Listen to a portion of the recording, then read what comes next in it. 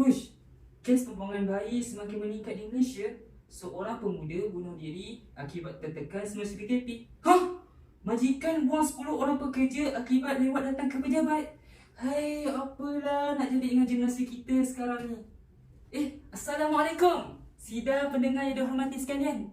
Pernah tak terlintas di dalam benak fikiran kita bahawa solat mampu membentuk akhlak yang mulia?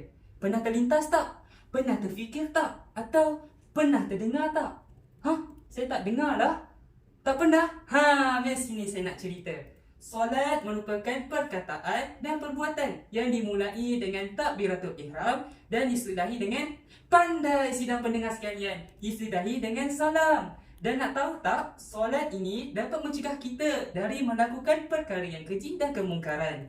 Yang mana hal ini dapat dibuktikan melalui firman Allah SWT dalam surah Al-Ankabut ayat 45, iaitu Allah SWT berfirman, A'udzu billahi minasyaitonir rajim.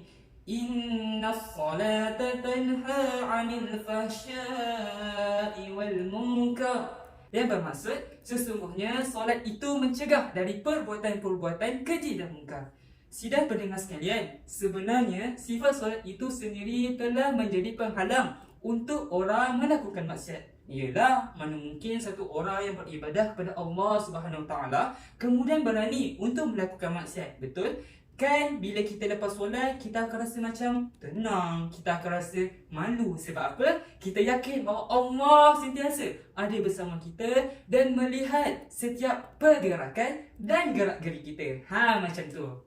Mana berani lagi kita nak buat maksiat kan? Kemudian yang kedua, solat mampu mendidik dan membentuk kita untuk menepati masa. Hal ini, menepati masa ni sangat dititik beratkan di dalam Islam. Sebab apa? Allah berfirman dalam surah Al-As yang bermaksud, demi masa, sesungguhnya manusia itu dalam kerugian, kecuali orang-orang yang beriman dan beramal soleh. Dan mereka pula berpesan-pesan dengan kebenaran serta berpesan-pesan dengan sabar. Seterusnya, yang ketiga, orang yang jaga solat akan dapat cahaya dalam kehidupannya. Yang mana cahaya ini amat penting dalam hidup kita tau. Cahaya apa? Cahaya hidayah, cahaya petunjuk, cahaya taat dan cahaya dalam kehidupan. Akhir sekali, yang keempat, solat dapat memberi keupayaan mental dan kekuatan yang tinggi dalam diri seseorang, serta dapat menenangkan diri seseorang yang berada dalam keadaan stres dan tertekan. Sidang pendengar pernah dengar tak ayat dalam surah Al-Baqarah ayat 153 yang mana Allah SWT berfirman, A'udzu billahi minasyaitonir rajim. Ya ayyuhallazina amanu ista'inu bis-sabri was-salah. Innallaha ma'as-sabirin. Yang bermaksud, wahai orang-orang yang beriman, jadikanlah sabar dan solat sebagai penolongmu. Sesungguhnya Allah bersama orang-orang yang sabar.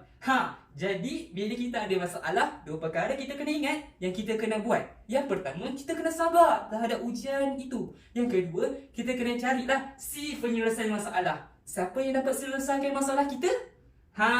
Tak lain tak bukan Allah SWT. Pandai pendengar sekalian. Yang mana kita tahu Allah saja yang dapat menyelesaikan masalah kita, baik di dunia atau di akhirat. Dan Allah lah yang dapat menyelesaikan masalah kita kan. Jadi macam mana kita nak berhubung dengan Allah? Solatlah. Bukan update dekat status WhatsApp, bukan post dekat Facebook, bukan update dekat story Instagram. Sebagai contoh, hari ni saya sedih lah, saya baru lepas putus dengan nak kucing saya. Bukan macam tu. Carilah Allah. InsyaAllah dengan keberkatan solat, Allah akan bagi kita taufik dan jalan penyelesaian terhadap masalah kita. Jadi sidang pendengar sekalian, cuba kita bayang, apa jadi kalau generasi kita semua tunaikan solat dengan sempurna? Bayangkan, solat subuh macam solat Jumaat, solat zuhur pula macam solat sunat hari raya. Masya Allah, mesti harmoni kan? Dan tak mustahil generasi kita dapat menjadi generasi yang madani. Sidang pendengar yang saya hormati sekalian, kesimpulannya, marilah sama-sama kita berazam untuk jangan kita tinggal solat dan solat pada waktunya. Ingat, solat bukan kerja part time, solat bukan sometime, dan solat bukan long time. Tapi, solat mesti full time dan solat mesti on time. Kalau boleh, buatlah overtime. Sebab mati ni kan boleh anytime. InsyaAllah kita baiki solat, Allah baiki hidup kita. Wabillahi taufiq wal hidayah. Assalamualaikum warahmatullahi wabarakatuh.